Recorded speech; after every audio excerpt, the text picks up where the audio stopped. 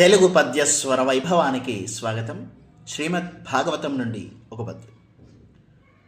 సురుచిర లప్త దక్షిణల సొంపున బొంపిరివోయి భూసురల్ వరుసను పెక్కు దీవెనల వారణనిచ్చిరి సర్వదేవతల్ భరితముదంతరంగముల పాయని వేడ్క వరంబులిచ్చి రానరవరుడైన వైన్యునకు నందిత కీర్తికి పుణ్యమూర్తికిన్.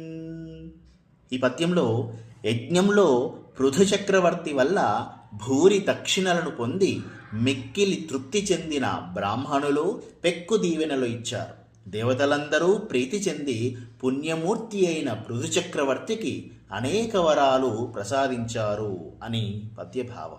ధన్యవాదం.